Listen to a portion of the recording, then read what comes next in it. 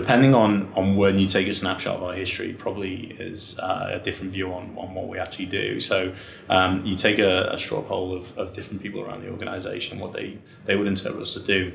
Most common thing that you would associate with us would be switches and routers, which, again, you might kind of think, well, what's switches and routers, which is really what runs the internet and what really runs network capability for organizations.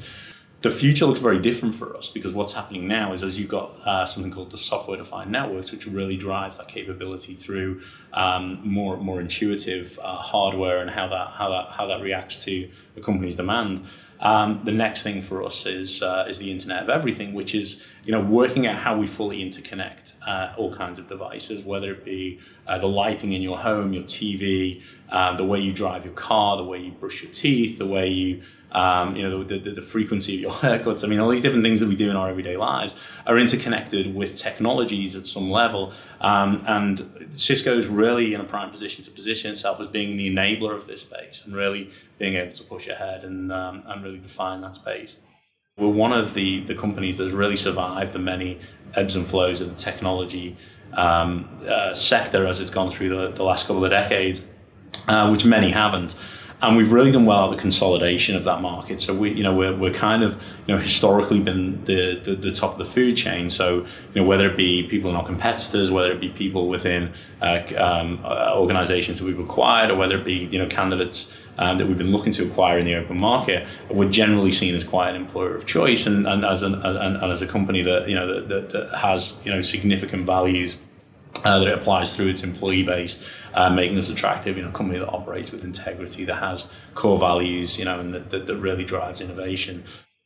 So I think the best information channels and information forums are most useful to us are the social tools, and that's what represents the biggest opportunity.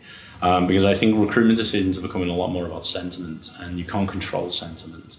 So you can influence it to some extent, but you can't control it.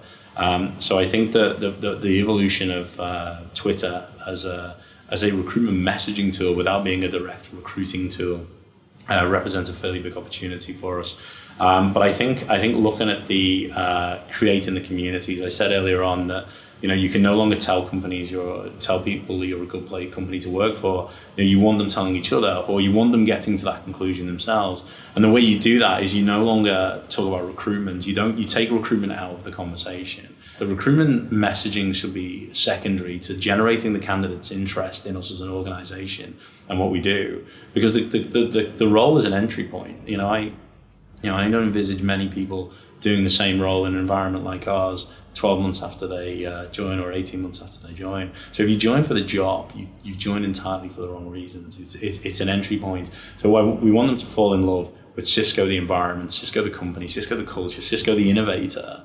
And then what comes secondary is the role and the entry point.